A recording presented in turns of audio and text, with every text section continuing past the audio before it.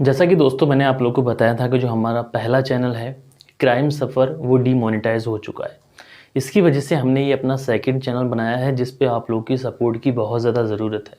इसलिए आप लोग इस चैनल को सब्सक्राइब कर हमारे साथ जुड़ जाइए, क्योंकि रोज़ रात 8 बजे मैं आप लोग के सामने लेके आता हूँ एक दिलचस्प क्राइम स्टोरी। उस क्राइम स्टोरी से हमें बहुत ज़्यादा जागरूकता मिलती है और ये देखने को मिलता है कि आखिर लोग क्राइम का सहारा लेते हैं तो किन किन चीज़ों का सहारा लेते हैं, जिसके बाद में हम लोग सतर्क रह सकें, सावधान रह सकें और समाज में छुपे हुए भेड़ियों को पहचान सकें। दरअसल दोस्तों, आज की जो घटना मैं आप लोग को सुनाऊंगा, इस घटना को सुन के आप लोग भी दंग रह जाएंगे। और हो सकता है कि पहले कभी आप लोगों ने इस घटना को सुना हो, लेकिन जो मेरे व्यूवर्स हैं उनको मैं अपनी आवाज़ में, अपने द्वारा, अपने स्टाइल में ये कहानी सुनाना चाहूँगा। दोस्तों, एक व्यक्ति जो कब्र के अंदर उतरकर लगभग 50 मुर्दा महिलाओं के साथ में रेप कर चुका था, उनके साथ में संबंध बना चुका था। और दोस्तों, एक बार वो एक कब्र के अंदर उतरता है और उसके बाद जब उस महिला के साथ में वो रेप कर रहा होता है, जो मुर्दा शव कब्र के अंदर है उसके साथ में जब रेप कर रहा होता है, तो उस समय वो मुर्दा लाश जो होती है वो जाग उठती है। और उसके बाद में जो होता है, यकीनन दोस्तों आप लोग सुनेंगे तो आप लोग भी दिल थाम लेंगे और ये सोचने पे मजबूर हो जाएंगे कि समाज के अंदर इतनी ज़्यादा गंदे दिमाग के लोग भी पड़े हुए हैं। तो क्या हुआ था दोस्तों इस पूरी घटना के अंदर, इस घटना की सच्चाई जानने के लिए आप लोग हमारे वीडियो में अंत तक बने रहिएगा।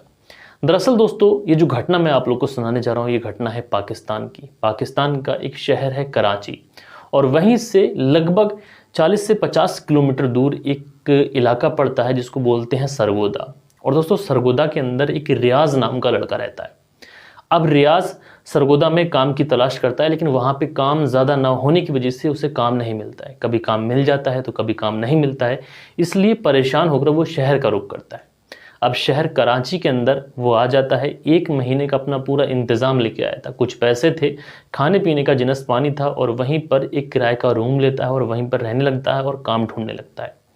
अब दोस्तों, 10 से 15 दिन का समय गुजर चुका था, इसे अभी तक कोई काम नहीं मिला था। उसके बाद में हल्के हल्के समय और गुजरता है, लगभग 20 से 25 दिन का समय गुजर जाता है और इसके पास अभी तक कोई सही काम नहीं था, कोई जमा हुआ काम नहीं था।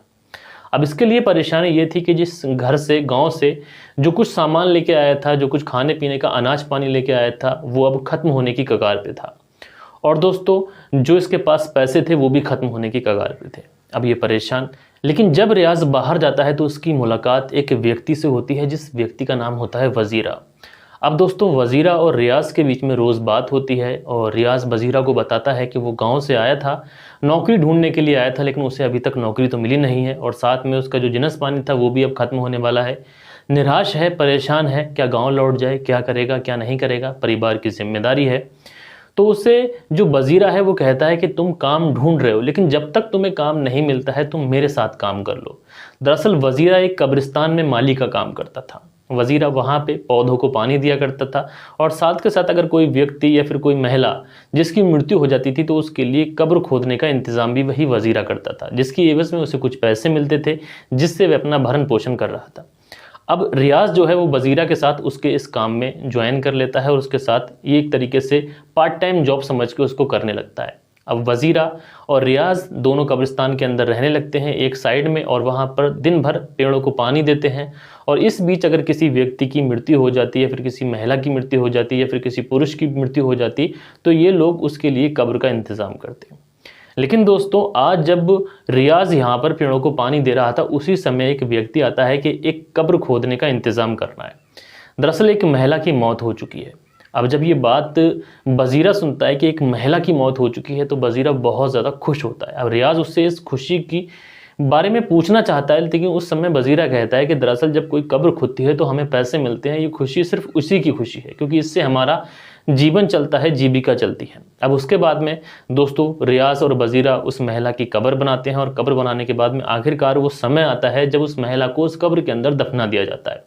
अब जैसे ही उस महिला को उस कब्र के अंदर दफनाया जाता है, वजीरा जो होता है वो रियाज से कहता है कि उसे ज़रा काम है और वो अभी लौट के आएगा, और उसके बाद में वो वहाँ से गायब हो जाता है और लगभग आधा घंटे के बाद वापस आता है। अब दरअसल जी, ये जो वजीरा था ये गया था, किसी काम से नहीं गया था, बल्कि ये उस कब्र के तख्ते उतार कर उस कब्र के अंदर घुस जाता है, और वो महिला जिसकी डेथ हुई थी, जिसे उस कब्र के अंदर दफनाया गया था, जो वजीरा है वो उस महिला से मुंह काला करता है।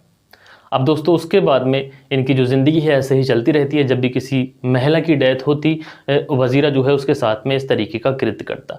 लेकिन एक दिन वज़ीरा जब कब्र के अंदर से निकल रहा होता है तो रियाज़ उसको कब्र से निकलते हुए देख लेता है। अब रियाज़ परेशान है, हैरान है कि एक महिला को दफनाया गया उस कब्र के अंदर आखिरकार जो वज़ीरा है ये करने क्या उतरा। और उसके बाद में वो वज़ीरा को आखिरकार पकड़ लेता है और उससे पूछने की कोशिश करता है कि तुम आखिर कब्र में करने क्या गए थे। तो पहले तो वज़ीरा जो है वो टालने की कोशिश करता है, लेकिन उसके बाद सोचता है कि क्यों ना ये सारा राज जो है वो रियाज़ को बता दे। और उसके बाद में वज़ीरा रियाज़ से कहता है कि दरअसल किसी भी महिला की अगर मृत्यु होती है तो वो उस महिला की कब्र में उतर कर उसका रेप करता है, उसके साथ में शारीरिक संबंध बनाता है। लेकिन दोस्तों जब ये बात रियाज़ सुनता है वज़ीरा के मुंह से कि वो कब्र में उतरकर महिलाओं के साथ में शारीरिक संबंध बनाता है, तो रियाज़ को ज़रा भी डर नहीं लगता, उसको बिल्कुल भी गिल्टी फील नहीं होता, बल्कि वो भी खुश होने लगता है। और वो भी कहता है कि वो वज़ीरा के इस प्लान में शामिल होना चाहता है, वो भी वही सब करेगा जो वज़ीरा करता है। और उसके बाद में दोस्तों इन दोनों का जो काम है वो इसी तरीके से चलने लगता है। और इसी बीच में बहुत सारी महिलाओं की डेथ हुई और बहुत सारी महिलाओं के साथ में इन लोगों ने मुँह काला किया। और उसके बाद में दोस्तों वज़ीरा जो है ये अक्सर बीमार रहता था, शारीरिक रूप से भी ये बीमार था और मानसिक रूप से भी ये बीमार था। और इसी बीच में वज़ीरा की डेथ हो जाती है। अब दोस्तों रियाज़ अकेला बचा था उस कब्रिस्तान के अंदर। और उसके बाद में दोस्तों वज़ीरा को भी उसी कब्रिस्तान के अंदर दफना दिया जाता है। लेकिन रियाज़ जो होता है ये भी उसी काम में एक तरीके से माहिर हो जाता है जो काम पहले वज़ीरा किया करता था। अब जब कभी किसी महिला की डेथ होती, रियाज़ उस कब्र के अंदर उतर जाता, उस महिला के साथ में मुँह काला करता और उसके बाद में उस कब्र से बाहर निकल जाता। अब दोस्तों समय ऐसे ही गुजरता रहता है। फिर एक दिन एक महिला की डेथ होती है और मगरिब के जो अजान होती है शाम वाली, उसके दरमियान उस महिला को वहाँ पर दफनाया जाता है। दरअसल दोस्तों पाकिस्तान के अंदर ये रिवाज है, अगर किसी महिला की डेथ होती है उसकी कब्र के ऊपर एक गीला कपड़ा डाल दिया जाता है जिससे ये पहचान की जा सके ये किसी महिला की कब्र है या फिर किसी पुरुष की कब्र है।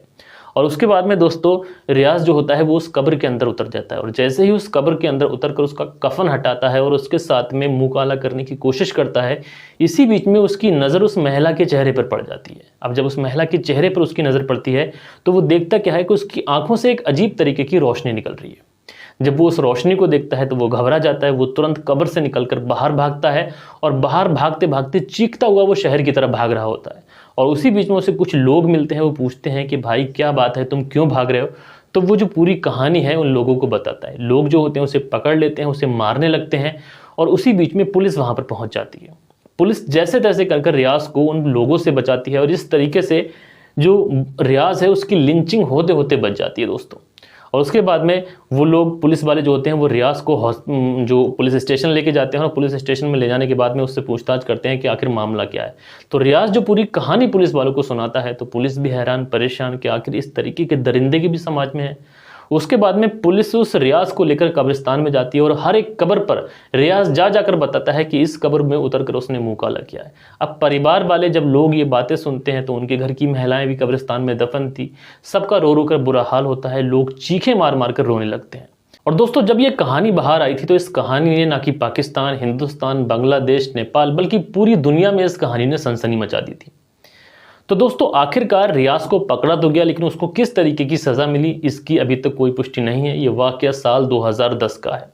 और दोस्तों आप लोग ऐसी घटना को सुनने के बाद में आप लोग इस घटना पे जो भी अपनी राय देना चाहें नीचे कमेंट्स बॉक्स में बताएगा।